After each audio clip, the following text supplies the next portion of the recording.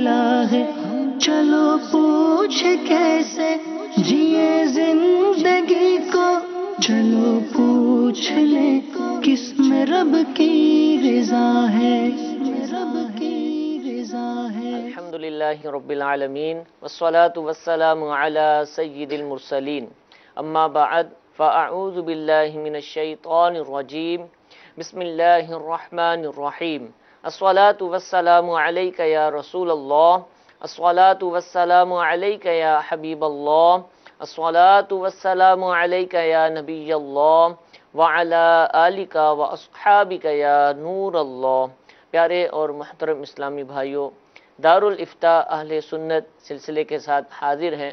الحمدللہ ہمارے ساتھ دو مفتیان کرام سلسلے میں موجود ہوں گے۔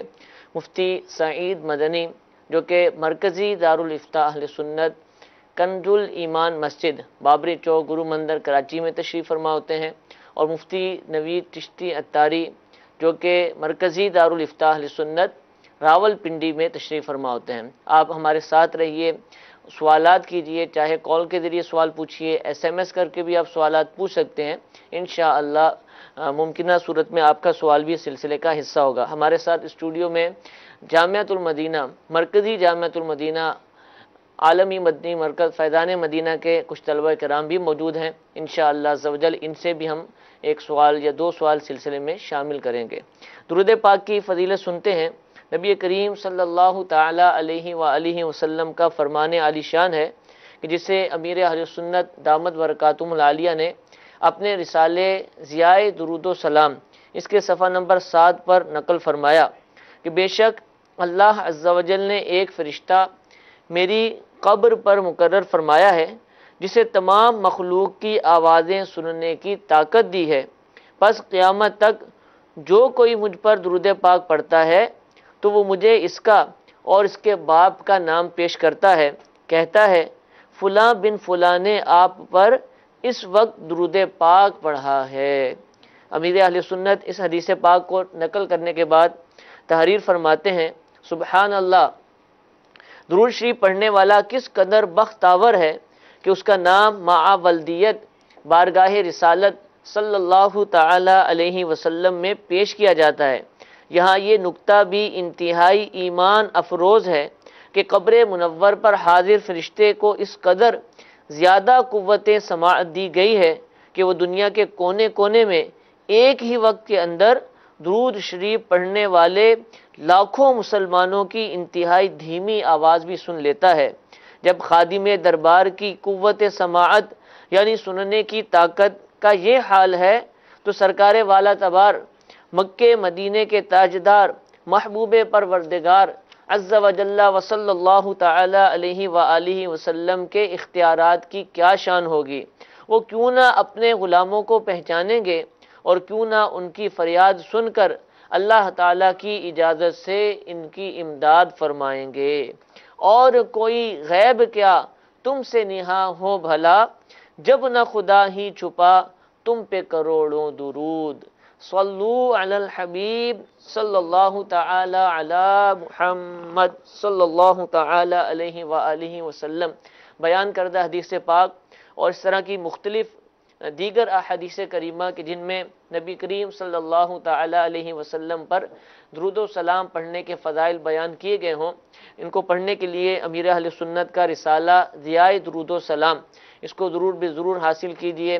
مکتبۃ المدینہ سے آپ اس کو ہدیتاً بھی خرید سکتے ہیں، اور دعوت اسلامی کی ویب سائٹ سے آپ اس کو free of cost download بھی کر سکتے ہیں، دوسروں کو شیئر بھی کر سکتے ہیں۔ اللہ تعالیٰ میں کثرت سے درود پاک پڑھنے کی توفیق عطا فرمائے۔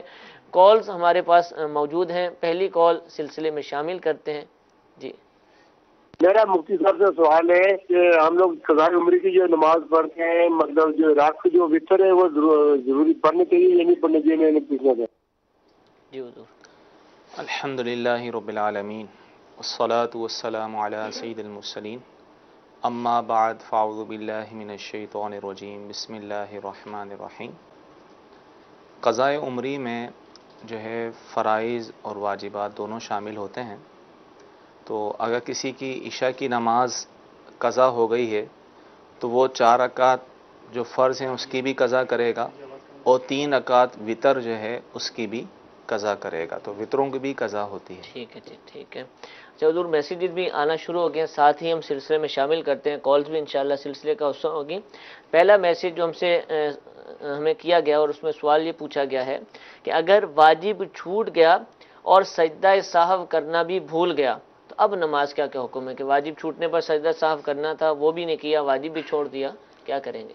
ایسی صورت میں جو ہے نماز کا کوئی واجب بھولے سے رہ گیا، سجدہ سہو واجب تھا اور نماز کو ختم کر دیا، اور نماز کے بعد بھی کوئی منافی نماز کوئی فعل پایا گیا، یعنی اپنے کام کاج میں مصروف ہو گیا، باتوں میں لگ گیا، پھر اسے یاد آیا، تو ایسی صورت میں نماز واجب الاعادہ ہوگی، ٹھیک، نماز کو لوٹانا واجب ہوگا۔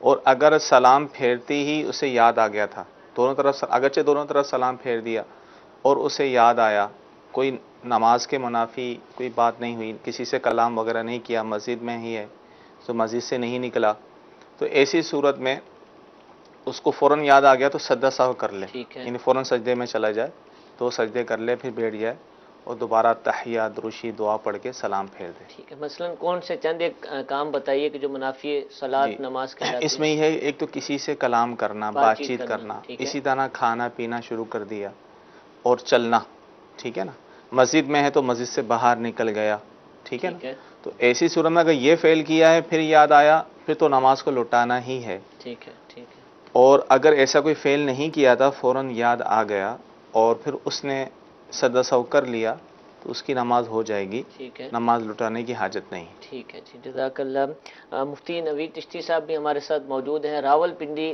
دارالفتاح اہل سنت سے ہمارے ساتھ براہ راست ہیں۔ اگلی کال مفتی صاحب کے لیے لیتے ہیں جی۔ میں یہ جاننا چاہتا ہوں کہ اگر 2 صورتیں آتی ہوں قرآن پاک ہر نماز کے اندر، وہ لگا سکتے ہیں یا نہیں لگا سکتے؟ جی حضور، 2 ہی صورتیں آتی ہیں، اس کے حوالے سے پوچھا جا رہا ہے۔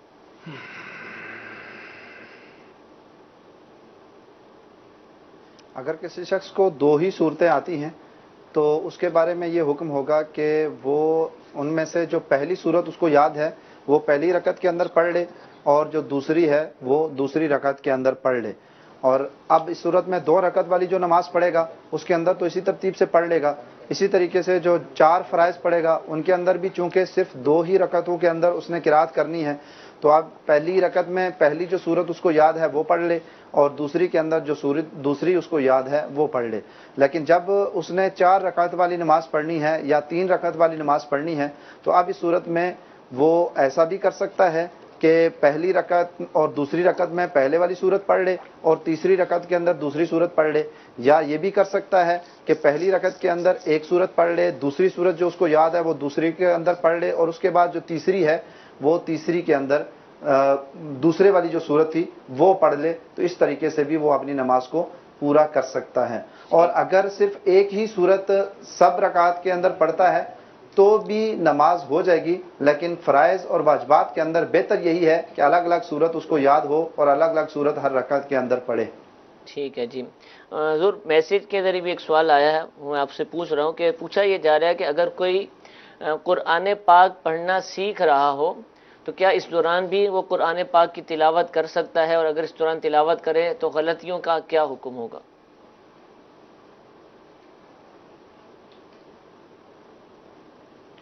اگر کوئی سیکھ رہا ہے، اتنا سیکھ چکا ہے کہ جس کی وجہ سے اس کی لحن جلی نہیں ہو رہی، اور ایسے حروف ادا کر لیتا ہے، مخارج ادا کر لیتا ہے کہ جس کی وجہ سے حروف سے تبدیل نہیں ہوتے اور معنی اس کے فاسد نہیں ہوتے، تو پھر پڑھ سکتا ہے، تلاوت کر سکتا ہے، اس میں کوئی حرج نہیں ہے۔ لیکن اگر وہ بالکل ایسا پڑھتا ہے کہ جس کی وجہ سے اس کے حروف کے ساتھ حروف تبدیل ہوتے ہیں اور معنی ہی تبدیل ہو جاتے ہیں، اور قرآن کے جو درست معنی ہیں وہ غلط دوسرے معنی میں تبدیل ہو جاتے ہیں، تو پھر اس صورت میں اب صرف اور صرف جتنا اس کے سیکھنے کا عرصہ ہے اس کے اندر وہ نماز تو پڑھ سکتا ہے، نماز کے علاوہ وہ خود جو قرآن پاک کی تلاوت ہے جو مستحب ہے یا مباح ہے وہ نہیں کر سکتا۔ ٹھیک ہے جی، ایک اور کال چلائیے مفتی سعید صاحب کے لیے۔ مفتی صاحب کے بارے میں عرض ہے، جو نماز جنازہ کی امامت کر رہا ہے اس کی نیت کیا ہوگی؟ جی، امامت کرنے والا کیا نیت کرے گا؟ پیچھے مقتدیوں کی نیت کرے گا نہیں کرے گا کیا ہوگا؟ دیکھیں، امام کے لیے امامت کی نیت کرنا یہ شرط نہیں ہے. ٹھیک ہے. اگر امام امامت کی نیت نہیں کرتا تو پھر بھی اس کی نماز ہو جائے گی، وہ امام ہی کہلائے گا. ہاں، ثواب کے لیے جو ہے اسے امامت کی بھی نیت کر لینی چاہیے. امامت کی نیت کر لینی چاہیے. ٹھیک ہے جی. سوال میسیجز کے ذریعے پورے پوچھے جا رہے ہیں کہ اگر رمضان کے علاوہ اگر کوئی روزہ رکھنا چاہے تو کیا اس میں بھی سحری کرنا اسی طرح ضروری ہے کہ اگر چھوڑ دی سحری اور نہ کی اور سویا رہ گیا تو اب بھی روزہ رکھا جا سکتا ہے؟ کوئی طریقہ ہے اس کا؟ دیکھیں، رمضان کے فرض روزے ہوں یا قضا روزے کوئی رکھ رہا ہو یا کوئی نفل رکھ رہا ہو، ٹھیک ہے، تو بہر صورت سحری کرنا تو سنت ہی ہے. نفل روزوں میں بھی سحری کرنا سنت ہے. تو اگر کوئی سحری نہ کر سکا، اس کی آنکھ نہ کھلی، تو بغیر سحری بھی وہ روزے کی نیت کر سکتا ہے، اس کا روزہ ہو جائے گا. ٹھیک ہے، سحری جو ہے وہ روزے کے لیے شرط نہیں ہے. ٹھیک ہے، چاہے فرض روزہ ہو نفل ہو، سحری کرنا سنت ہے. ٹھیک ہے، کریں، اچھی بات ہے. نہیں کر سکا تو اس صورت میں اگر اس نے جو ہے فجر کا ٹائم شروع ہو گیا، اس کے بعد کھایا پیا نہیں ہے تو وہ روزے کی نیت کر سکتا ہے. ٹھیک ہے. روزے کی نیت کرنا چاہے تو کر اب اس میں بھی یہ ہے کہ جن روزوں کی نیت رات میں کرنا ضروری ہے وہ تو رات میں ہی کرنی ہوگی. ٹھیک ہے، اب جیسے نفل روزے ہوتے ہیں اور اس کے رمضان کے روزے ہوتے ہیں، اس میں نیت کا جو وقت ہوتا ہے وہ ذاہبہ کبریٰ یعنی زوال سے پہلے پہلے جو ہے وہ نیت کر سکتا ہے، جبکہ صبح سے کچھ کھایا پیا نہ ہو. ٹھیک ہے جی. جی ایک اور کال چلائیے. حضور یہ ارشاد فرمائے کہ جو مکہ مکرمہ مقیم ہے وہ مینا اور عرفات میں مقیم ہوگا یا وہاں قصر کی نمازیں پڑھے گا؟ جزاکم اللہ خیر. جی حضور. دیکھیں، جو مکہ میں مقیم ہے وہ مینا اور عرفات میں بھی مقیم ہوگا. ٹھیک ہے، اس کی وجہ یہ ہے کہ مکے سے مینا اور عرفات کا اتنا سفر نہیں ہے، یعنی وہ مدت مسافت نہیں بنتی کہ جس کی وجہ سے قصر نماز ہو، وہ مسافر کہلائے. چند کلومیٹر ہے، وہ 92 کلومیٹر سے زیادہ کسی کا سفر ہو تو اس صورت میں وہ مسافر کہلاتا ہے. تو پیدل بھی چلے جاتے ہیں طواف لوگ زیارہ پیدل کے جاتے لیے. تو بالکل اس ساتھ ساتھ ہی ہے، قریب قریب ہی ہے، زیادہ دور نہیں ہے. ٹھیک ہے، تو اس وجہ سے جو مکے میں مقیم ہے تو وہ مینا و عرفات میں بھی مقیم ہوگا، ٹھیک ہے. اور جو مکے میں مسافر ہے وہ مینا و عرفات میں بھی اس کی مسافر ہوگا. وضاحت فرما دیں. جنہوں نے مسئلہ پوچھا ان کو تو یہ پتہ چل رہا ہے کہ وہ کیا پوچھنا چاہ رہے ہیں. تو یہ مسئلہ کس سینیریو میں پوچھا گیا؟ تھوڑی سی اس کی بھی وہ اس لیے کہ اب حج پہ جانے والے جی ان کے شیڈول الگ الگ ہوتے ہیں. ٹھیک ہے، کچھ تو شروع میں ہی حج پہ چلے جاتے ہیں، ابھی سے فلائٹیں جانا شروع ہو گئی ہیں. کچھ آخری ایام میں جا رہے ہوتے ہیں. جو شروع میں جاتے ہیں عمومی طور پہلے مدینہ شریف جاتے ہیں، وہاں سے پھر مکہ آتے ہیں. ٹھیک ہے. اب مقیم ہونے کے لیے کسی ایک جگہ 15 دن کا قیام ضروری ہے. 15 دن کے قیام کی نیت سے مقیم ہوگا. تو ہم پھر یہ کہا جاتا ہے کہ حج شروع ہونے سے پہلے یعنی مینا روانگی سے پہلے 8 ذو الحجہ کو عموماً مینا روانگی ہوتی ہے. تو مینا روانگی سے پہلے کسی کو پورے 15 دن مکہ مکرمہ میں ہو چکے ہیں تو وہ شخص مقیم کہلاتا ہے. ٹھیک ہے، تو جب وہ مقیم ہے تو مینا میں بھی جائے گا، کوئی اتنا سفر نہیں ہے تو مقیم رہے گا، عرفات میں بھی مقیم رہے گا. ٹھیک ہے. اب کوئی مینا میں جانے سے پہلے اسے پورے 15 دن مکے میں نہیں ہوئے تھے، یا تو اس وجہ سے کہ آخری میں آیا تھا یا مدینہ شریف سے ہو کر آیا تھا اور 15 دن سے پہلے ہی اس نے مینا جانا ہے، تو وہ پھر مسافر ہے. ٹھیک ہے، مسافر ہے تو وہ پھر مینا میں بھی جائے گا تو مسافر رہے گا، عرفات میں بھی مسافر رہے گا. ٹھیک ہے. ٹھیک ہے. ایک مزید کال سلسلے میں شامل کرتے ہیں. جی میرا سوال یہ ہے کہ جب بارش ہوتی ہے تو گلیوں میں ارد گرد چھوٹی نالیاں ہوتی ہیں یا بڑے نالے ہوتے ہیں، تو بارش کا پانی اتنا زیادہ ہو جاتا ہے کہ اس وہ پانی میں مکس ہو جاتا ہے، نالیوں کے پانی میں، اور پیچھے سے بھی اکثر نالوں کا پانی مکس ہو کے یعنی پریشر سے پانی آ رہا ہوتا ہے، یعنی ایک دریا کی صورت بن جاتی ہے، پانی سیلاب کی صورت میں بہہ رہا ہوتا ہے، تو ایک ایک فٹ گہرا پانی ہو جاتا ہے. اگر ہم نماز پڑھنے جاتے ہیں اور اس پانی میں سے گزرنا پڑتا ہے، حالانکہ وہ پانی بہہ رہا ہے، چل رہا ہے، تو آیا کہ وہ پانی پاک ہوگا یا ناپاک ہوگا؟ اس بارے میں کوئی شرعی رہنمائی فرما دیجئے.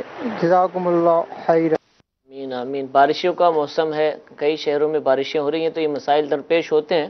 ارشاد فرمائیے. نہیں ہوگا. مفتی صاحب اب آپ کا آواز نہیں سن سکے، دوبارہ اگر آپ جواب عطا فرما دیں.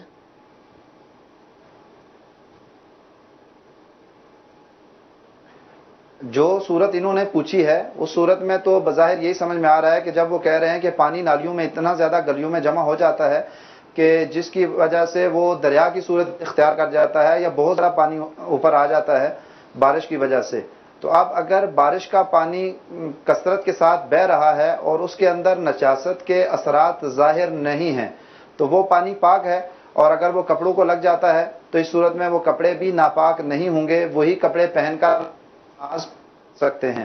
اور جاتے ہیں اور راستے میں پانی اس میں پاؤں گر جاتے ہیں یا انچے گر جاتے یا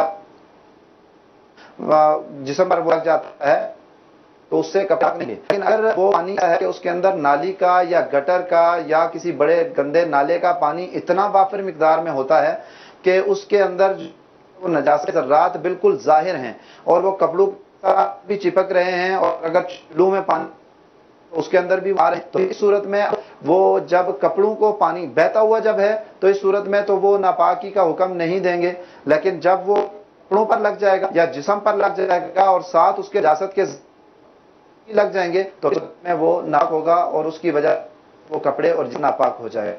مفتی صاحب اگر آپ دوبارہ ریپیٹ کر دیں کیونکہ آواز ٹھیک نہیں آ پائی تو غلط فہمی بھی ہو سکتی ہے سننے والوں کو۔ دیکھیں، اگر تو نجاست ملنے کا یقین نہیں ہے پھر تو وہ پانی پاک ہی ہے، ٹھیک ہے نا، اور اگر نجاست ملنے کا یقین ہے کہ آنکھوں کے سامنے دیکھیں گٹر کا پانی بھی اس میں مکس ہے، تو مفتی صاحب نے جس طرح فرمایا کہ جاری پانی ہے، تو جو جاری پانی ہوتا ہے وہ پاک ہوتا ہے جبکہ نجاست کی وجہ سے پانی کا کوئی وصف تبدیل نہ ہو گیا ہو۔ وصف سے مراد پانی کی رنگت، بو، ذائقہ۔ اور اگر جو ہے بارش کی نجاست کی وجہ سے اس پانی کے اوصاف تبدیل ہو گئے تو اس نجاست کی وجہ سے تبدیل ہوئے ہیں تو لہذا اس وجہ سے وہ پانی ناپاک ہوگا۔ ٹھیک ہے جی۔ حضور سوال جی پوچھا جا رہا ہے کہ کیا ایڈوانس میں زکوٰۃ دی جا سکتی ہے؟ جیسے ابھی رمضان میں لوگوں نے زکوٰتیں ادا کی ہیں تو اب تو شوال اور ذی قعدہ شروع ہو چکا ہے، تو کیا اب دے سکتے ہیں جن کا رمضان میں سال پورا ہوگا؟ بالکل دے سکتے ہیں کہ جو صاحب نصاب ہیں یا انہوں نے اس سال کی دے دی، آئندہ سال کی جو زکوٰۃ بنتی ہے وہ پہلے سے ہی دینا چاہ رہے ہیں تو دے سکتے ہیں، لیکن سال پورا ہونے پر انہیں پھر حساب کرنا ہوگا کہ عموماً ہوتا ہے کہ مال بڑھتا رہتا ہے تو انہوں نے جو زکوٰۃ دی ہوگی موجودہ مال کے حساب سے دی ہوگی، تو سال گزرنے پر اب یہ دیکھیں کہ میرے پاس کتنا مال ہے اور میں نے جو زکوٰۃ نکالی ہے وہ کتنی تھی، جو کم و بیشی ہے اس کو پورا کر لے، یعنی زکوٰۃ کم نکالی ہے پوری کر لے اور اس کو پوری کر لے، تو ایڈوانس میں بھی زکوٰۃ نکالی جا سکتی ہے۔ اچھا زیادہ ہو گئی، اس کی 10,000 بنتی تھی، اس نے 11 ادا کر دی اور سال پورا ہوا تو اب اس سے اگلے سال میں کاؤنٹ کر لے گا؟ بالکل کر سکتا ہے، شریعت نے اس کی اجازت دی ہے۔ ٹھیک ہے جی، جزاک اللہ۔ جامعۃ المدینہ کے طلبہ کرام بھی ہمارے ساتھ موجود ہیں، الحمدللہ روزانہ ہی سلسلے کا حصہ ہوتے ہیں۔ اللہ تعالیٰ ان کے جذبہ علم دین کو سلامت رکھے کہ اس وقت میں تشریف لاتے ہیں۔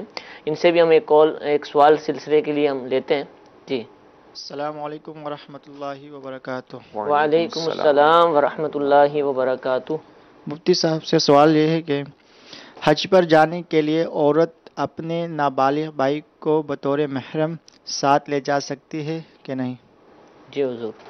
دیکھیں اگر تو وہ نابالغ بلوغت کے قریب ہے، یعنی 12 سال اس کی عمر ہو چکی ہے، سمجھدار ہے، پھر تو وہ اس کے ساتھ جا سکتی ہے، لیکن اگر وہ بھائی اس کا 12 سال سے کم عمر کا ہے تو پھر اس کے ساتھ نہیں جا سکتی۔ ٹھیک ہے۔ یہ جب ہے کہ جب آپ نے مطلقاً سوال کیا جبکہ شرعی سفر کرنا پڑے۔ اب کوئی عورت رہتی ہی مکے میں ہے، ٹھیک ہے، تو ظاہر عمرے کے لیے اس کو پھر محرم کی حاجت نہیں ہے، اصل اس کا تعلق سفر سے ہے۔ جیسے کوئی یہاں سے پاکستان سے جا رہے ہیں تو ظاہر شرعی سفر ہوگا، تو اگر نابالغ بھائی سمجھدار اور بلوغت کے قریب ہے، جیسے کہ اس کی عمر 12 سال بیان کی گئی ہے، تو اس کے ساتھ جا سکتی ہے، اگر 12 سال سے کم عمر کا ہے تو پھر نہیں جا سکتی۔ ٹھیک ہے۔ حضور آپ نے وضاحت بھی فرمائی، بالکل واضح مسئلہ ہے، لیکن لوگوں میں جو کنفیوژن ہے وہ یہ سمجھتے ہیں کہ جو محرم والا معاملہ نہیں حج عمرے کے ساتھ ہی ہے، تو عام جو سفر ہے نا اس میں وہ آ بھی رہے ہوتے ہیں، جا بھی رہے ہوتے ہیں، عورتوں کے حوالے سے عرض کر رہا ہوں، لیکن ادھر آتے ہیں تو ان کو بھی ہوتا ہے ہاں اس میں محرم چاہیے۔ کیا یہ ایسے ہی ہے کہ یہ محرم والا مسئلہ صرف حج و عمرے کے سفر کے ساتھ ہے یا دیگر جو اسفار ہوتے ہیں سفر ہم کرتے ہیں تو اس میں بھی ایسے ہی؟ دیکھیں یہ ہر شرعی سفر کے ساتھ ہے، ٹھیک ہے، جس میں جو ہے کم سے کم 92 کلومیٹر سے زیادہ کا سفر ہو، ٹھیک ہے، اور آپ صحیح فرما رہے ہیں کہ عمومی طور پہ اس کا دھیان عام سفروں پہ نہیں ہوتا. حج یا عمرے کے لیے جا رہے ہوں تو پھر یہ اچھا ایک تو قانون بھی ہے نا وہاں سے وہ بھی نہیں آنے دیں گے بغیر محرم کے. جی تو اس وجہ سے بھی تو اب جیسے کوئی پاکستان کا رہنے والا ہے اور اس جیسے کراچی میں وہ کام اپنا کرتا ہے اور اس کی فیملی دوسری جگہ ہے یا میکا اس کا کسی دوسرے شہر میں ہے، تو عمومی طور پہ کیا ہوتا ہے یہاں سے کوئی جا رہا ہو تو فیملی کو بھیج دیتے ہیں، وہاں سے کوئی رشتہ دار آ رہا ہو تو فیملی کے ساتھ اس کو لے آتے ہیں.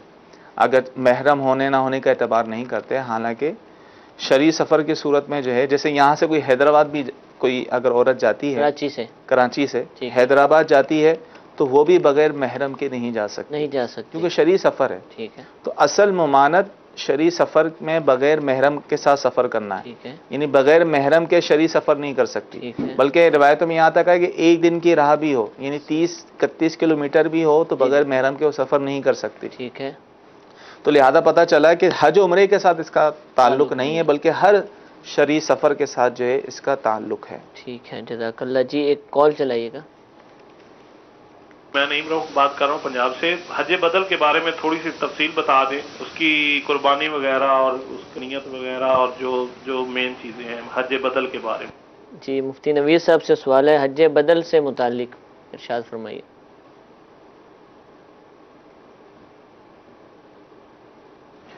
حج بدل کے بارے میں یہ بات تو یہ ہے کہ کسی شخص پر حج فرض ہو گیا اور وہ اپنا حج خود کر سکتا، وہ دور ہو گیا یا کوئی اور ایسا واقعہ ہو گیا کہ جس کی وجہ سے پر نہیں جا سکتا، یا کوئی عورت ہیں ان پر حج فرض ہو اور ان کے پاس نہیں ہے، ان کے ساتھ کوئی ایسا محرم نہیں ہے کہ وہ حج پر جا سکیں اور اس کے بعد اب ان کو کوئی امید بھی نہیں ہے کہ وہ حج کر سکیں، یا ایسا کوئی شخص ہے کہ جس پر حج فرض ہو چکا تھا اور حج فرض ہونے کے بعد اس کی حج نہیں کیا یہاں تک کہ اب اس کی موت کا وقت قریب آ گیا ہے اور انہوں نے اپنے ورثاء کو وصیت کر دی ہے کہ آپ میری طرف سے حج بدل کروا دیں میرے تقا میں. تو صورت میں ان تمام صورتوں میں اگر کوئی کسی سے حج بدل کرواتا ہے تو اس کی طرف سے جس شہر میں شخص رہے اس شخص سے وہاں سے وہ کرنے کا شخص اس کے حج کرنے کے لیے جائے گا. اب وہ سر اگر ڈسکنیکٹ ہو گیا ہمارا رابطہ ٹھیک نہیں ہے، ڈائریکٹر صاحب سے عرض ہے کہ جب صحیح بحال ہو جائے تو ہم سے مفتی صاحب کو لے لیا جائے. مسئلہ تو پوچھا جا چکا ہے، تھوڑی سی آپ بھی وضاحت فرما دیں.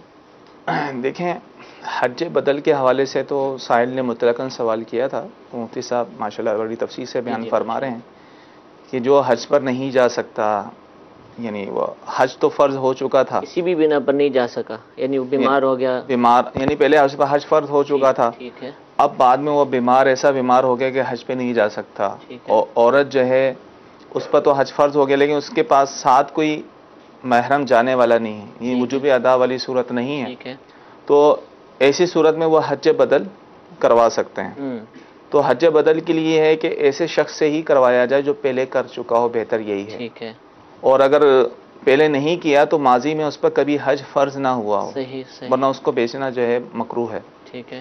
تو اب جس کو حج بدل کے لیے بھیجیں گے تو وہ اسی شہر سے جائے گا جہاں حاجی ہے، جس پر حج فرض تھا، جو بھیجنے والا ہے اور اس کی طرف سے کوئی کروا رہا ہے. ابھی تو زندہ والی صورت بیان کر رہا ہوں. ٹھیک ہے. تو اسی شہر سے وہ جائے گا اور تمام جو ہے وہ حج کے ارکان وغیرہ اس کی طرف سے ہی ساری نیتیں ہوں گی. ٹھیک ہے. حج بدل کی. ٹھیک ہے. اور یہ اسی کا یہ حج کرائے گا جو بھیج رہا ہے حج بدل کے لیے، وہ اس کا اپنا حج نہیں کرائے گا کیونکہ وہ اسی کی طرف سے جو ہے وہ نیت کر رہا. ٹھیک ہے. اور عمومی طور پہ ہمارے یہاں یہ صورتیں ہوتی ہیں کہ لوگ کیونکہ عمومی طور پہ اس پر وصیت تو کرتے نہیں ہیں، جس پر حج فرض ہو چکا اس سے وصیت کرنی چاہیے، وصیت کر دی تو اس کے تہائی مال میں سے جو ہے حج کی ادائیگی کی جائے گی.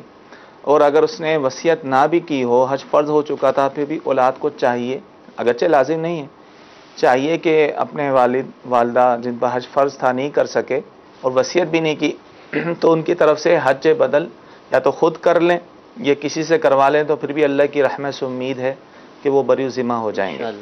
اور اگر جو ہے ان پر حج فرض نہیں تھا ویسے ہی لوگ کروا لیتے ہیں اپنے مرحومین کے لیے، مرحوم کے نام سے کرواتے ہیں، تو اس کے لیے کوئی خاص شرائط نہیں ہے، کیونکہ اس میں جس کو بھیجا جائے گا وہ اس کی طرف سے یہ حج ہوگا اور وہ حج کا ثواب جو ہے اسے پہنچا دے گا. تو یہ ایک اصال ثواب والی صورت ہوتی ہے.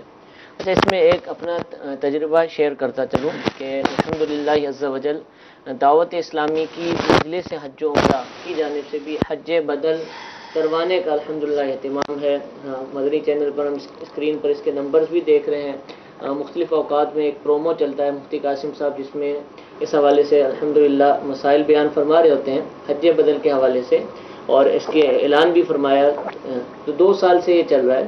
تو ہم سے مجلس حج عمرہ کے ذریعے جن لوگوں نے رابطہ کیا کہ حج بدل کروانا چاہتے ہیں، تو جب ان سے وضاحت لی نا، معلومات لی، تو پتہ چلا کہ وہ حج بدل نہیں تھا، وہ تو اپنے کسی مرحوم کے اصال ثواب کے لیے کسی کو حج پر بھیجنا چاہتے تھے. وہ شخص ایسا ہوتا تھا کہ جس کے لیے بھیجا جا رہا وہ حج کر چکے ہوتے تھے، فرض حج ہوتا تھا وہ ادا بھی کر چکے. وہ نفلی حج کو بھی جو کہ دوسرے کے اصال ثواب کے لیے تھا اس کو حج بدل سمجھتے رہے. تو ہم سے جو کوئی رابطہ کرتا ہے، مجلس حج عمرہ سے رابطہ کرتا ہے، تو الحمدللہ دارالفتاح اہل سنت کے مفتیان کرام سے شرعی رہنمائی مل جاتی ہے اور اس سے سوالات بھی کر لیے جاتے ہیں، جس سے وضاحت ہو جاتی ہے کہ یہ حج بدل ہے یا نفلی حج کے لیے بھیجنا چاہتا ہے. لیکن ضروری نہیں کہ کوئی سبھی اسی مجلس کے ذریعے حج بدل کی ترکیب بنائیں. تو آپ کسی کو بھی بھیجیں یا کوئی آپ کو بھیجنا چاہتا ہے تو اس سے بھی یہ سارے سوالات کر لیجئے، پوچھ لیے جائیں. اور میں تو اس میں یہ عرض کروں گا کہ دارالفتاح اہل سنت میں رابطہ کر لیا جائے فون نمبرز کے ذریعے، یا جا کر یا ہمارے سلسلے میں ہی سوال کر لیا جائے، اور اس کا جو صحیح مسئلہ ہے وہ معلوم کر کے ہی اس کے بعد حج کی جو ترکیب ہے وہ بنائی جائے. اللہ تعالیٰ میں شرعی رہنمائی لے کر دین کے احکام پر عمل کرنے کی توفیق عطا فرمائے. ایک کال مزید سلسلے کا حصہ بناتے ہیں. جی، میرا ایک سوال ہے مفتی صاحب سے کہ قضاء عمری کے متعلق کچھ لوگوں کا یہ خیال ہے اگر اللہ تعالیٰ سے سچے دل سے جب توبہ انسان کرتا ہے تو سابقہ گناہوں سے اللہ تعالیٰ معاف فرما دیتا ہے، اور اسی کے ساتھ ہی سابقہ جو نمازیں ہیں وہ بھی معاف کر دیتا ہے، تو قضاء عمری پڑھنے کی ضرورت نہیں ہے. یہ کچھ لوگوں کا خیال ہے. اس خیال کے بارے میں مفتی صاحب کیا فرماتے ہیں؟ جی کیا خیال ہے آپ کا؟ دیکھیں، اللہ تبارک تعالیٰ ہر گناہ کو معاف فرمانے والا ہے. اب قضاء عمری سے اس نے توبہ کی ہے، یعنی جو نماز قضا ہوئی ہے توبہ کی ہے، تو توبہ سے یہ فائدہ ہوگا کہ جو قضا کرنے کا گناہ ہے، جو تاخیر ہوئی ہے، یہ معاف ہو جائے گی، گناہ معاف ہو جائے گا. لیکن جو نماز پڑھنی ہے، یعنی جو قضا ہوئی ہے اس کو پڑھنا لازم ہوگا. ٹھیک ہے، ایسا نہیں ہے کہ بس توبہ کر لیے تو اس کی ادائیگی بھی لازم نہ ہو. ادائیگی تو کرنی ہی کرنی ہے، اور ساتھ ساتھ توبہ بھی، قضا کرنے کا جو گناہ ہے اس سے توبہ بھی ساتھ ساتھ کرنی ہوگی. ٹھیک ہے. جی، یعنی مثال یوں ہے کہ ایک آدمی نے کسی سے قرض لیا ہے یا کسی کو پیسے کسی نے چھین لیے مثال کے طور پر، تو اب احساس ہوتا ہے تو توبہ کرنے سے وہ جو اس نے عمل کیا تھا اس کا گناہ مٹ جائے گا. باقی اگر کسی کی رقم چھینی تھی یا کوئی مال دبایا تھا اس کی حق تلفی ہوئی ہے، اس سے بھی معافی مانگنی ہوگی اور اس کو مال اس کا واپس ایسا نہیں کرنا کہ لوگوں ہوگا. کا مال چھینتے رہیں اور اس کے بعد توبہ کرتے رہیں اور مال بھی ہڑپ کر جائیں. یہی معاملہ عبادت کا ہے کہ عبادت کی ادائیگی اس کے اوپر باقی رہے گی.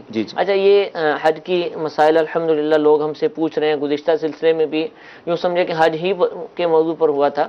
عرفات کے اندر گناہ بخش دیے جاتے ہیں، مزدلفہ کے اندر ایسے معاملات ہوتے ہیں، تو وہاں کیا جو گناہ بخش دیے جاتے ہیں اس میں عمل بھی بخش دیے جاتے ہیں، یا وہاں پر بھی جو بخشش ہوتی ہے اس میں بھی عمل کرنا باقی ہوتا ہے؟ وہاں بھی یہی تفسیر ہے کہ تمام حقوق اللہ، حقوق العباد معاف ہو جاتے ہیں، لیکن اس سے یہ مراد نہیں ہے اب کسی کا قرضہ دبا دیا تھا، کسی کا مال ہڑپ کر دیا تھا، کوئی عبادت چھوڑ دی تھی تو عبادت چھوڑ دی تھی، وہ گناہ معاف ہو گیا، لیکن جو ادائیگی ہے وہ تو کرنی ہی کرنی ہے. ٹھیک ہے، قضا نمازوں جو قضا کی تھی اس کا جو گناہ ہوا وہ معاف ہو گیا، لیکن جو نماز قضا ہیں اس کی قضاء عمری کرنی ہوگی، اس کی ادائیگی جو ہے وہ لازم ہوگی. اچھا، کسی مسلمان سے توقع نہیں ہے لیکن علم دین کی کمی ہے، اور یہ مسائل جب حج کے مسائل پڑھتے ہیں، جو بھی حج پر جا رہا ہوتا ہے وہ مسائل پڑھتا ہے تو اس کو یہ فضائل بھی پڑھنے کو ملتے ہیں کہ عرفات میں یہ فضیلت ہے گناہ بخشنے کے حوالے سے، حقوق اللہ، حقوق العباد کی مزدلفہ میں.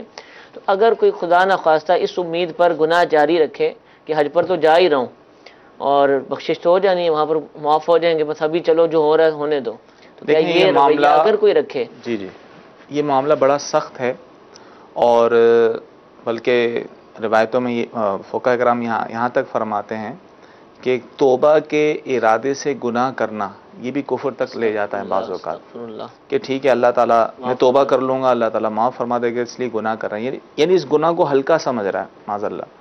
تو گناہ کو ہلکا سمجھنا اور توبہ کے ارادے سے گناہ کرنا اس کو کفر لکھا گیا ہے. تو لہذا یہ سخت ہے، تو ایسا فعل ہرگز نہیں کرنا چاہیے. ظاہر علم دین سے دوری ہوتی ہے، اور اگر پورا مطالعہ کیا جائے، علماء سے وابستگی ہو، رہنمائی لی جائے، تو آدمی صحیح طور پہ سارے معاملات کر سکتا ہے. اللہ تعالیٰ ہم سب کو توفیق عطا فرمائے. علماء سے مربوط رہیے، جس قدر علم دین حاصل کریں گے انشاءاللہ زندگی ہماری سنورتی جائے گی. دارالفتاح اہل سنت کا جو سلسلہ آپ ملاحظہ فرما رہے ہیں الحمدللہ، آج یہ 1215 نمبر سلسلہ ہے، یعنی 1000 سے بھی زائد الحمدللہ سلسلے ہو چکے. بہت سارے ناظرین ہمارا یہ سلسلہ تسلسل سے دیکھتے ہیں اور لگاتار دیکھتے ہیں، اور بہت سارے سلسلے انہوں نے دیکھے ہوں گے، وہی جانتے ہیں کہ کس قدر علم دین حاصل ہوتا ہے. تو آج پہلی مرتبہ ہمارا سلسلہ دیکھ رہے ہیں یا کبھی کبھار اتفاق ہوتا ہے، تو ان سب سے عرض ہے کہ الحمدللہ مسند علماء کرام، مفتیان کرام ہمارے ساتھ تشریف فرما ہوتے ہیں. ان کی صحبت اختیار کیجیے، مدنی چینل آپ کو ان کی صحبت فراہم کرتا ہے. آپ ان سے بات بھی کر سکتے ہیں، آپ ان سے سوال بھی کر سکتے ہیں. اپنی کالز ہمیں بھیجیے، SMS بھیجیے، انشاءاللہ آپ کے سوالات، آپ کے مسائل ان مفتیان کرام سے انشاءاللہ ہم پوچھیں گے، ان کا حل جانیں گے. تو علماء سے مربوط رہنے کا ایک ذریعہ یہ بھی ہے، اور بھی بہت سارے ذرائع ہیں کہ جن کے ذریعے ہم علماء کے صحبت میں جا سکتے ہیں، ان کے قریب جا سکتے ہیں. انشاءاللہ یہ عمل جاری رکھیں گے، تڑپ ہوگی، اور ہمارے جو زیادہ وقت جو ہے اپنے کام کاج کے علاوہ اگر علم دین حاصل کرنے والوں، پھیلانے والوں کے ساتھ گزرے گا تو انشاءاللہ ہمیں بھی علم دین حاصل کرنے کا موقع ملے گا. اللہ تعالی ہمیں یہ بھی توفیق عطا فرمائے. ایک اور کال سلسلے میں شامل کرتے ہیں. جی میرا سوال یہ ہے کہ نماز میں 100 سجدہ کرنا کب ضروری ہے، لازم ہے، بتا دیجئے، جزاک اللہ خیرہ. سجدہ صاحب سے متعلق سوال ہے، مفتی نوید صاحب سے پوچھوں گا. جی حضور.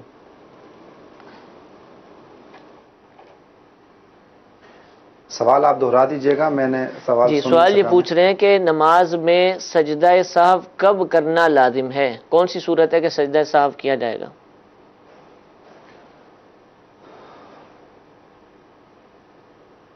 جب فرائض میں سے فرض کے اندر تاخیر ہے، یا بات میں سے کسی کوئی واجب چھوٹ جائے، یا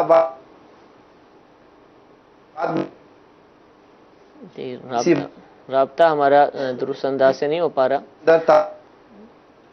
جی تو پھر ان تینوں صورتیں غالباً مسئلہ سمجھنے میں غلطی ہو سکتی ہے، آپ ہی ارشاد فرمائیے اس حوالے سے. نماز کے اندر کوئی واجب اگر بھولے سے رہ جائے تو اس صورت میں جو ہے سجدہ سہو واجب ہوتا ہے. نماز میں تقریباً 30 کے قریب واجبات ہیں. اب مثال کے طور پہ نماز میں فرضوں کی تیسری اور چوتھی رکعت کے علاوہ ہر نماز کی ہر رکعت میں الحمد شریف کے ساتھ سورت کا ملانا واجب ہے. پورے الحمد شریف کے پڑھنا اور سورت کا ملانا. کوئی سورت پڑھنا بھول گیا تو اس صورت میں سجدہ سہو لازم ہوگا. اسی طرح جیسے دعائے قنوت پڑھنا واجب ہے، وہ بھول گیا، رکوع میں چلا گیا تو آخر میں سجدہ سہو کر لے. اسے 2 رکعت کے بعد جو بیٹھتے ہیں قعدہ اولیٰ میں، یہ واجب ہے، یہ بھولے سے رہ گیا. تو اس طرح کوئی واجب، بلکہ یہاں تک آئے گا 30 کے 30 واجبات اگر بالفعل کوئی بھولے سے رہ گئے، بھول ہو گئی اس کو، اگرچہ بہی صورت ہے، تو پھر بھی سجدہ سہو کر لے گا تو اس کی نماز ہو جائے گی. لیکن یہ بھولے سے ہے. اگر کوئی واجب جان بوجھ کر چھوڑ دے گا تو اس صورت میں سجدہ سہو سے کام نہیں چلے گا، بلکہ نماز کو لوٹانا واجب ہوگا. جان بوجھ کر چھوڑنا، اس پہ توبہ بھی کرنی ہوگی، گناہگار کہلائے گا.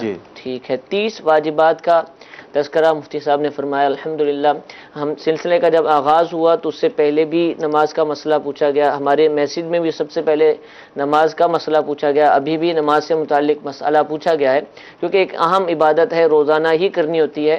تو مسلمانوں کو جو مسائل زیادہ درپیش ہوتے ہیں وہ نماز ہی کے ہوتے ہیں. تو نماز کے احکام، یہ امیر اہل سنت دامت برکاتہم العالیہ کی بہت ہی پیاری کتاب ہے. آسان انداز میں لکھا گیا ہے. اس کو اردو کے اندر بھی موجود ہے اور دیگر زبانوں کے اندر بھی الحمدللہ، اور بہت ساری زبانوں میں اس کی ٹرانسلیشن بھی موجود ہے. نماز کے احکام، لاز آف صلاح، دیگر زبانوں میں جو بھی اس کے لیے ورڈ استعمال ہوں گے، آپ اس کو دعوت اسلامی کی ویب سائٹ پر جائیں گے تو لینگویج کا جو آپشن ہے اس کے ذریعے آپ دیکھ سکتے ہیں کہ کتاب کن کن لینگویجز میں موجود ہے، اور جن ممالک میں وہ زبانیں بولی جاتی ہیں وہاں پر یہ دستیاب بھی ہوتی ہے. تو یہ کتاب تمام اسلامی بھائیوں سے عرض ہے کہ وہ خرید لیں. اسلامی بہنوں کے لیے بھی اسلامی بہنوں کی نماز، اسی طرح کی کتاب ہے. کچھ مسائل اسلامی بہنوں کے جو خاص ہوتے ہیں وہ اس کتاب کا حصہ ہیں. یہ کتابیں اگر خرید لیں گے، اپنے پاس رکھیں گے، اس کو پڑھیں گے تو انشاءاللہ عز و جل نماز کے جو بنیادی ضروری مسائل ہیں وہ انشاءاللہ ہم بآسانی سیکھ سکیں گے. واجبات کا تذکرہ کیا مفتی صاحب نے. 30 واجبات اسی کتاب کے اندر موجود ہیں. ان کو ہم پڑھیں، سمجھیں، یاد کریں، انشاءاللہ ہمارے مسائل حل ہونا شروع ہو جائیں گے. دعوت اسلامی کے سنتوں کی تربیت کے مدنی قافلوں کے مسافر بنیں گے تو وہاں پر یہ نماز کے جو احکام ہیں، اس کے واجبات ہیں، اس کے شرائط ہیں، اس کے فرائض ہیں، اس کی سنن و آداب ہیں، یہ الحمدللہ یاد کروائے جاتے ہیں. بار بار سفر کریں گے، بار بار نکلیں گے اور وقت دیں گے ان چیزوں کو سیکھنے کے لیے تو انشاءاللہ ایک دن آئے گا کہ ہم بھی اچھے انداز سے، بہت اچھے طریقے سے انشاءاللہ یہ سارے مسائل سیکھ جائیں گے. ایک مزید کال سلسلے میں شامل کرتے ہیں. جی میں یہ پوچھنا چاہ رہا ہوں کہ مسجد عائشہ حرم کی حدود میں ہے یا حرم سے باہر ہے؟ جی مسجد عائشہ جہاں سے عمرے کا احرام باندھ کر حجاج آتے ہیں. دیکھیں مسجد عائشہ حدود حرم سے باہر ہے. باہر ہے، ٹھیک ہے. اور جیسی مطلب بالکل ساتھ ساتھ ہی جیسے حدود حرم ختم ہوتا ہے اس کے بالکل اینڈ میں جو ہے مطلب حدود حرم کے باہر مسجد عائشہ ہے.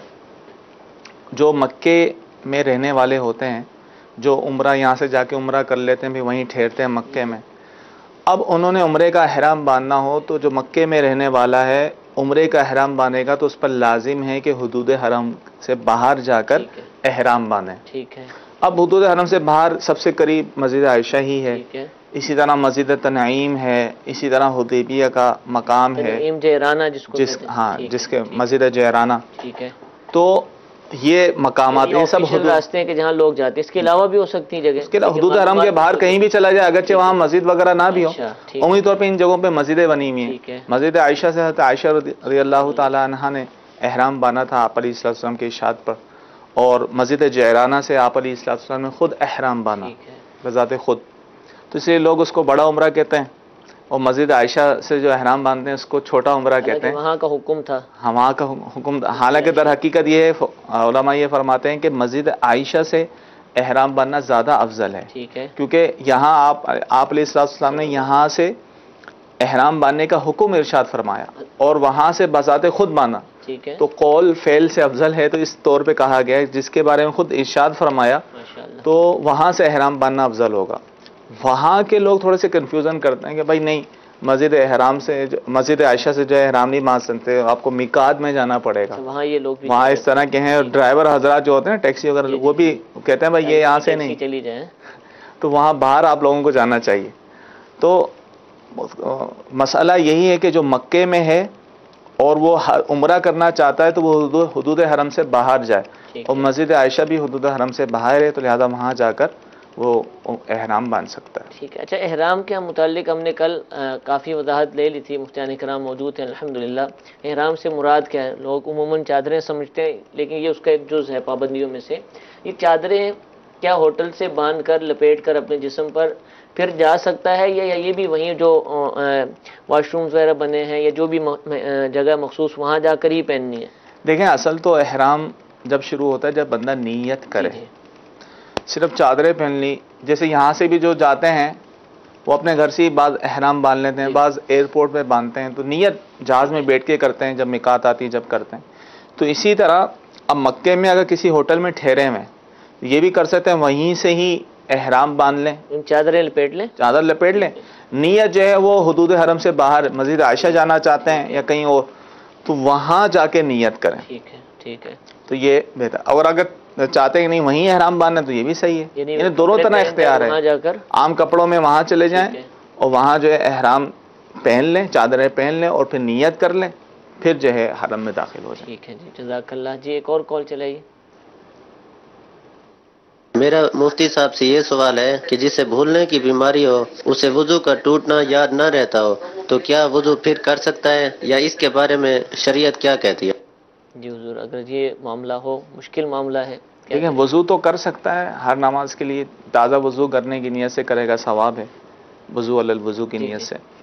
لیکن رہا تعلق کہ اس کو بھولنے کا مرض ہے، تو جب تک یقین نہ ہو اس وقت تک ہم اس کو وضو ٹوٹنے کا حکم نہیں دیں گے. ٹھیک ہے. اب اسے یاد نہیں ہے، شک ہے، پتہ نہیں، ٹوٹا ہے یا نہیں ٹوٹا، تو ایسی شک کی بنا پر یا اس کو بالکل یاد ہی نہیں ہے، اس بنا پر ٹوٹنے کا حکم نہیں دیا جائے گا، اس کا وضو برقرار رہے گا۔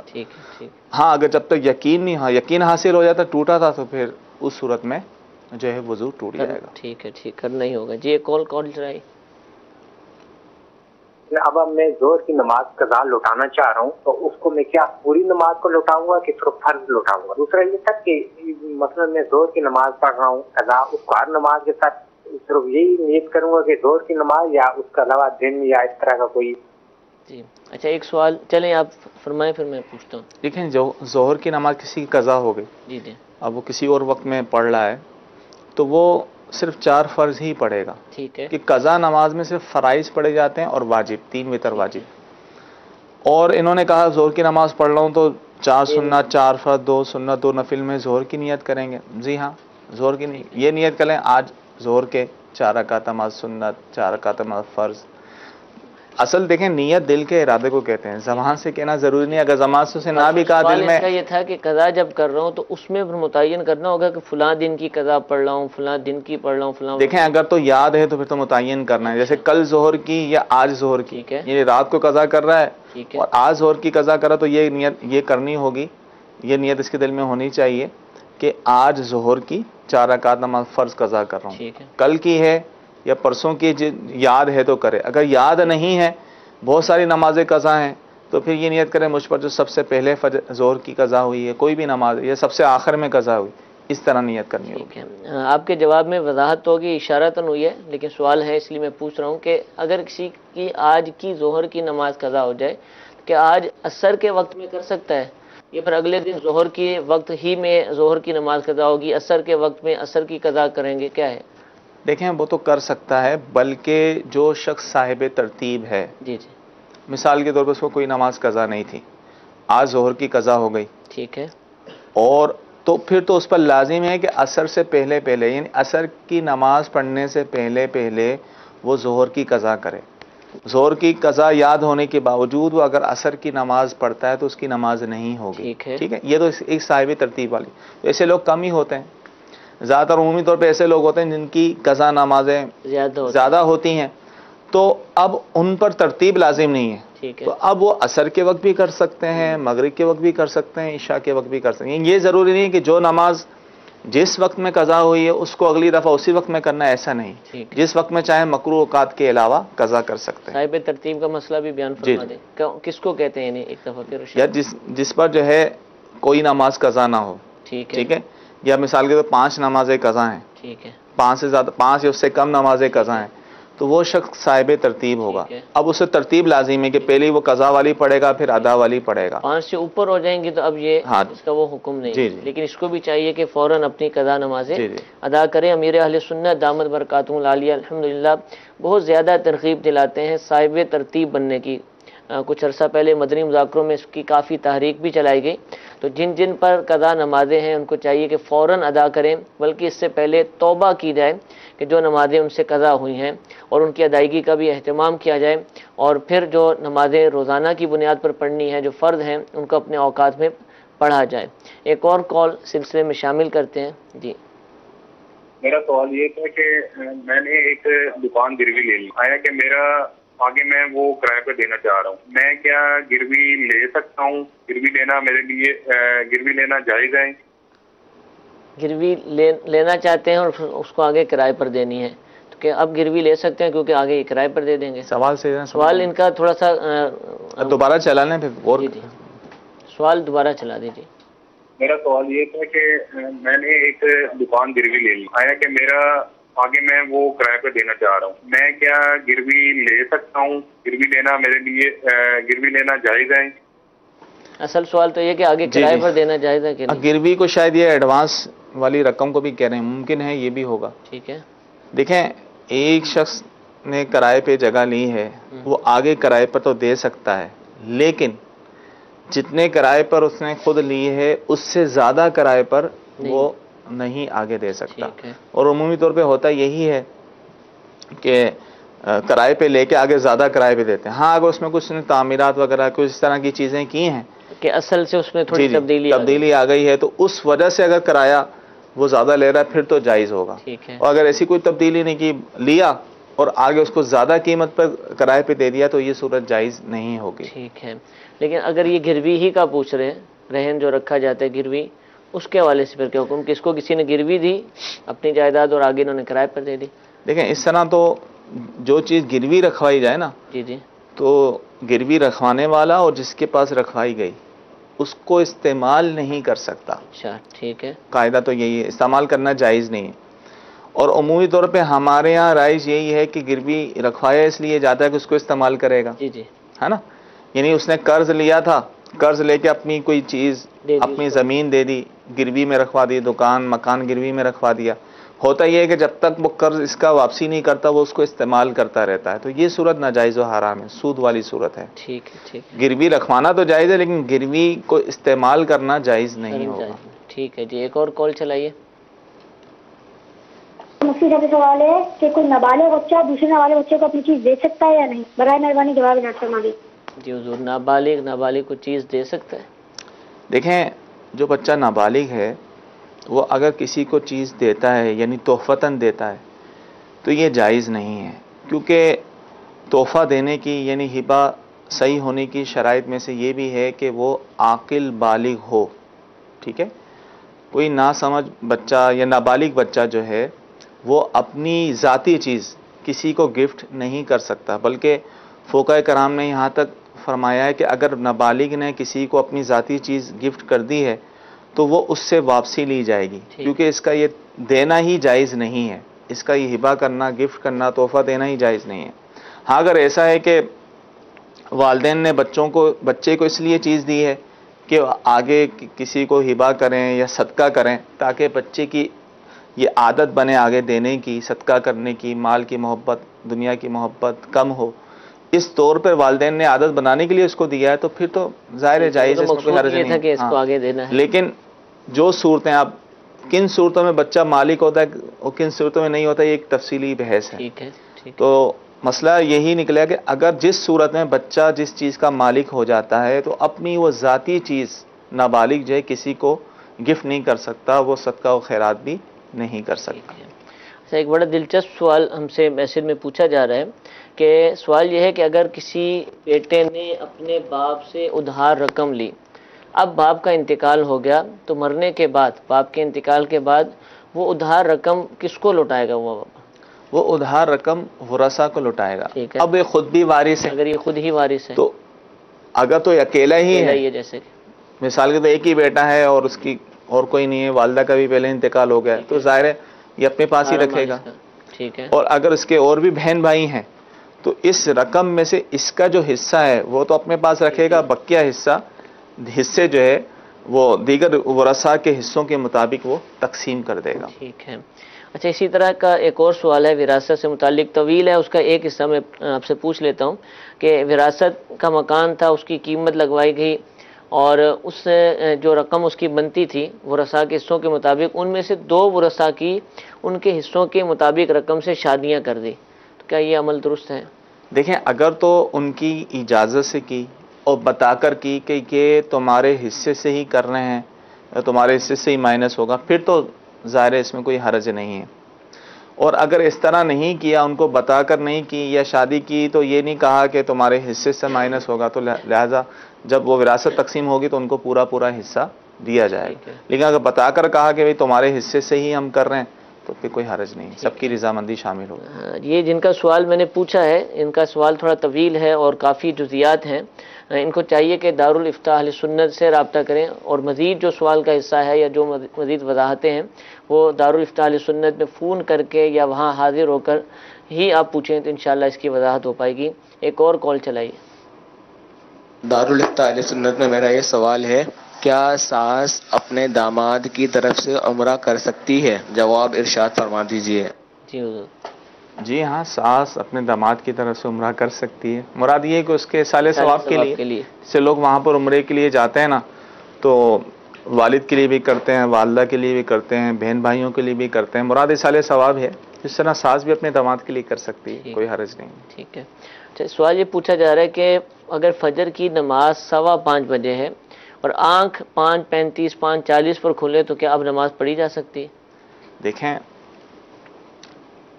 اب کراچی میں تو وقت ہوتا ہے، باب المدینہ کراچی میں تو وقت ہے، تو یہ اپنے شہر کے اعتبار سے دیکھ لیں کہ طلوع آفتاب سورج نکلنے کا وقت کب ہے، کیونکہ فجر کی نماز کا جو وقت ہے اختتامی وقت وہ سورج طلوع ہونے تک ہے. ٹھیک ہے، تو سورج طلوع ہونے سے پہلے نماز کا وقت ہے، وہ نماز پڑھ لیں گے تو ان کی نماز ادا ہو جائے گی، جبکہ سورج طلوع ہونے سے پہلے پوری نماز کو وہ ختم کر لیں. ٹھیک ہے. اب یہ معلوم کیسے ہو کہ فجر کا وقت کب ختم ہو رہا ہے، سورج کب طلوع ہو رہا ہے؟ تو اس کا ایک ذریعہ تو یہ ہے کہ اب نماز کا جو ٹائم ٹیبل ہے اوقات الصلاۃ کا، وہ نقشہ بنایا ٹائم ٹیبل جو ہے وہ بہت سارے شہروں کا مکتبۃ المدینہ پر ملتا ہے، کراچی کا ملتا ہے، لاہور کا دستیاب ہے، غالباً فیصل آباد کا بھی ہے، راول پنڈی کا بھی ہے، بڑے بڑے شہروں کا الحمدللہ موجود ہے. آپ وہاں کے جو مکتبۃ المدینہ ہے وہاں سے حاصل کر کے اپنے گھر میں آویزاں کرنے لگا لیں اور اس کو دیکھا کریں. اگر دیکھنے کی عادت ہوگی تو اندازہ ہوتا ہے، ایک منٹ آدھا منٹ روزانہ تبدیل ہوتا ہے تو پتہ چل جاتا ہے کہ کل کیا ٹائم ہوگا. دوسری صورت یہ ہے کہ اینڈرائڈ موبائل یا دیگر جو ہمارے موبائل ہیں سافٹ ویئر جن کے اندر ڈل جاتے ہیں، کئی لوگوں کے پاس موجود ہوتے ہیں. دعوت اسلامی کی مجلس IT نے مجلس توقیر کہ جو یہ ٹائم ٹیبل بناتی ہے اس کی مدد کے ساتھ نماز کے اوقات کا بہت ہی پیارا سافٹ ویئر بنایا ہے پریئر کے حوالے سے، اوقات الصلاۃ کے نام سے. آپ اس کو ڈاؤن لوڈ کر لیجئے، آپ پلے سٹور پر دعوت اسلامی ایپس لکھیے، وہاں پر یہ آپ کو سافٹ ویئر مل جائے گا. اس کو اپنے پاس ڈاؤن لوڈ کر لیں، اپنے موبائل میں رکھ لیجئے. اس میں الارم بھی لگ جاتے ہیں، اگر آپ الارم لگا لیں گے تو جو بھی نماز کا وقت ہوگا آپ کے موبائل میں الارم بجے گا تو انشاءاللہ عز و جل آپ کو اٹھنے بھی آسانی رہے گی، نماز کے اوقات بھی معلوم ہوتے رہیں گے. تو یہ سافٹ ویئر اپنے پاس ڈاؤن لوڈ کر لیں، انشاءاللہ بہت آسانی ہو جائیں گی. ایک اور کال چلائیے. گزارش یہ ہے کہ اللہ نے حج کی سعادت نصیب فرمائی، تو اس کے بعد میں نے یہ عرض کرنی تھی کہ کیا میقات کے مقام جو ہے جہاں سے احرام کی نیت کر کے، ایک تو مسجد عائشہ جو حرم کے نزدیک ہے، اس کے بعد جدہ جائیں تو جدہ سے بھی کیا نیت کر کے آ سکتے ہیں؟ جی اللہ تعالی ہمیں بھی سعادت عطا فرمائے، آپ کو بھی بادب حاضری کی سعادت عطا فرمائے. مسئلہ جو پوچھ رہے ہیں وہ ارشاد فرمائے. کس مقام سے؟ یہ کہہ رہے ہیں کہ میقات مسجد عائشہ کو سمجھ رہے ہیں، کیا وہاں سے احرام کی نیت کر سکتے ہیں اور جدے سے بھی کر سکتے ہیں؟ اچھا، تو میقات کا لفظ انہوں نے ان کے ساتھ ملایا ہے. دیکھیں وہ یہ عمرے کے حوالے سے ہی پوچھ رہے ہیں جی کہ کہہ رہے ہیں کہ جس طرح مسجد عائشہ جو ہے حرم سے باہر ہے، وہاں جو ہے عمرے کی نیت کرتے ہیں تو کیا جدہ سے بھی کر سکتے ہیں؟ میں نے پہلے بھی عرض کی تھی کہ حدود حرم سے باہر کسی بھی جگہ سے جو ہے احرام کی نیت کر سکتا ہے. ٹھیک ہے. اب جدہ بھی میقات کے اندر ہے لیکن حدود حرم سے باہر ہے، تو جدہ سے بھی جو ہے وہ عمرے کی نیت کی جا سکتی ہے، اس میں کوئی حرج نہیں. اچھا، لیکن جو پہلی مرتبہ پاکستان سے یا میقات کے باہر سے جائے گا تو وہ تو پھر احرام میقات سے پہلے کرے گا نا؟ جو میقات کے باہر جو 5 میقات بیان کی گئی ہیں ان میقات سے باہر جو رہتا ہے وہ تو اپنی میقات سے ہی احرام باندھے گا. اب وہاں پہنچ گیا، اس نے عمرہ کر لیا، عمرے سے فارغ ہو گیا، اب مزید عمرے کرنا چاہتا ہے تو اس پر یہ لازم ہے کہ حدود حرم سے باہر جائے. میقات سے باہر جانا ضروری نہیں، میقات سے باہر جانا ضروری نہیں. ان کی میقات حدود حرم سے باہر. ٹھیک ہے نا. حدود حرم کے باہر جو ہے چاہے وہ مسجد عائشہ جائے، جدہ جائے یا کسی اور مقام پہ حدود حرم سے باہر جا کر احرام مانتا ہے تو درست ہے. ٹھیک ہے جی، جزاک اللہ. ایک اور کال چلائیے. ہم آواز جہاز کے اندر جا رہے تھے دوسری جگہ، وہاں پہ ہم نے عشاء کی نماز ادا کی، تو وہ نماز ادا ہو گئی کہ دہرانی پڑے گی؟ سوال کا ابتدائی حصہ میں نہیں سمجھ پایا. اگر آپ سوال سمجھ نہیں آیا کہ کہاں جا رہے تھے تو اگر سمجھ آئے تو بتا دیجئے ورنہ دوسری کال چلا دیجئے. جہاز میں شاید جا رہے تھے ایسے کچھ. جہاز میں جا رہے تو عشاء کی نماز پڑھ لی تو آپ کیا دہرانی پڑے گی؟ نہیں، اگر جہاز میں انہوں نے عشاء کی نماز پڑھ لی ہے تو نماز ان کی ہو جائے گی. ٹھیک ہے، جہاز میں جو بھی ادا کی جائے تو ہو جائے. ٹھیک ہے جی، ایک اور کال چلائیے. میں ایک پرائیویٹ کمپنی میں جاب کرتا ہوں. کمپنی والے تقریباً ہر مہینے صدقے کا گوشت تقسیم کرتے ہیں، تو کیا یہ گوشت ہم لے سکتے ہیں یا استعمال کر سکتے ہیں؟ اس کے بارے میں شرعی رہنمائی فرما دیں. جی حضور. عمومی طور پہ یہ سجدہ، یہ جو ہر مہینے جیسے انہوں نے کہا کہ صدقے کا گوشت تقسیم کرتے ہیں تو یہ عام نفلی صدقہ ہوتا ہے، تو یہ سب کھا سکتے ہیں. لیکن جو صدقہ واجبہ ہوتا ہے نا، جیسے منت کسی نے مانی ہو تو اس طور پہ جو ہے وہ یہ گوشت تقسیم کر رہے ہیں، منت مانی میرا کام ہو گیا تو میں یہ صدقہ و خیرات کروں گا، گوشت تقسیم کروں گا، تو وہ پھر جو مستحق زکوٰۃ ہے، زکوٰۃ کا مستحق ہے، جبکہ وہ سید ہاشمی نہ ہو تو وہ صرف لے سکتا ہے، اس کے علاوہ نہیں. لیکن عام جو ہے وہ صدقے کا گوشت تقسیم کر رہے ہیں، نفلی ہے تو وہ کھا سکتے ہیں. ٹھیک ہے جی، ایک اور کال چلائیے. محمد اشفاق احمد افطاری زمزم نگر حیدرآباد سے عرض کر رہا ہوں. حضور مجھے سوال یہ کرنا ہے کہ کلی والا جو کرتا ہے یہ پہننا سنت مبارکہ ہے یا نہیں ہے؟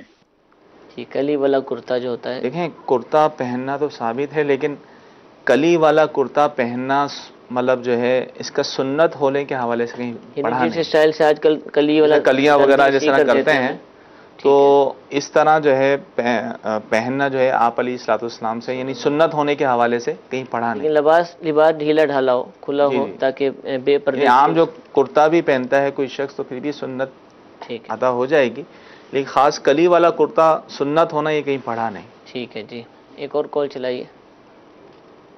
یہ مسئلہ یہ پوچھنا تھا کہ کسی نے میرے پاس رقم رکھوائی اور میں نے پھر اپنی زکوٰۃ نکالتے اس کی بھی اس رقم کی بھی زکوٰۃ کاؤنٹ کر لی. تو اب اس نے مجھ سے کہا کہ بھائی میرے پیسوں کی زکوٰۃ جو ہے میرے رقم میں سے ہی ادا کر دو. تو کیا وہ جو میں نے اپنے طور پہ دی تھی کیا میں اس کو اس کی طرف منسوخ کر سکتا ہوں؟ جی حضور. دیکھیں انہوں نے تو پہلے تو جو زکوٰۃ ادا کی ہے وہ ظاہر ہے ان کی اجازت سے نہیں کی، اپنی مرضی سے کر دی. ان کے پاس رقم رکھی تھی اپنی بھی دوسرے کی بھی، اس نے کل مال کی جو ہے وہ زکوٰۃ ادا کر دی ہے.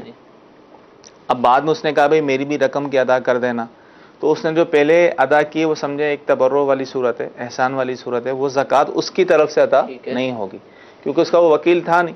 ہاں بعد میں جب اس نے کہا کہ اس میری رقم سے بھی زکوٰۃ ادا کر دو تو اس صورت میں بعد میں سے اس کی طرف سے ادا کرنی ہوگی. اچھا حضور، ایک سوال سنا ہے اور اس نے پوری جو صورت بیان کی ہے، بظاہر مجھے یہ لگتا ہے کہ ان کی آپس میں بہت اچھی انڈرسٹینڈنگ ہے.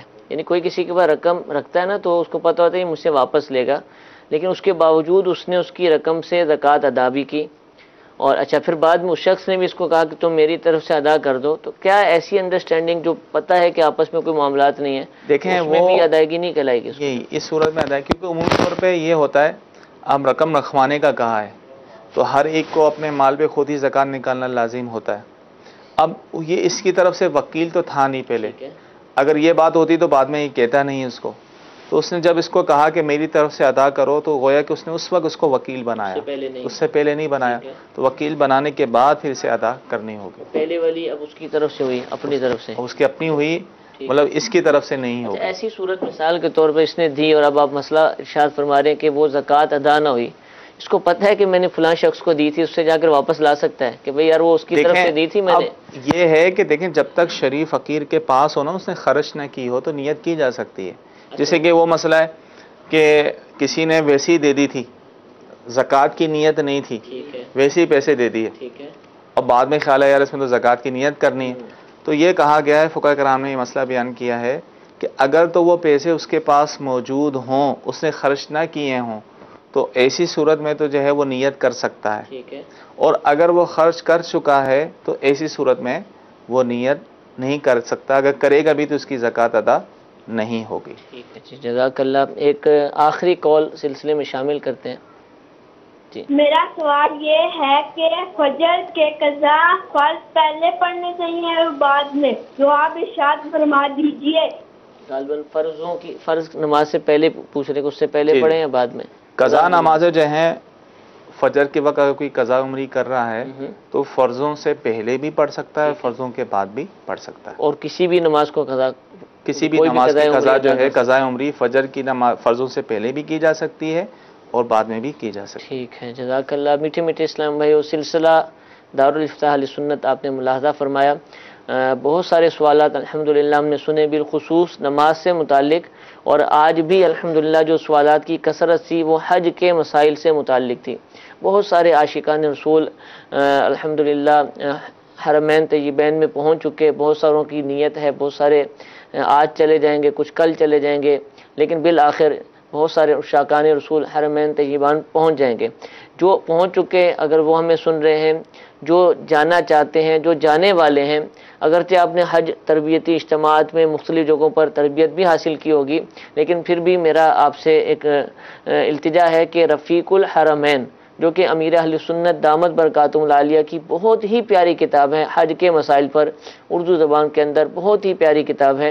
آپ اس کو ضرور بے ضرور حاصل کیجئے. پاکٹ سائز کے اندر ملتی ہے.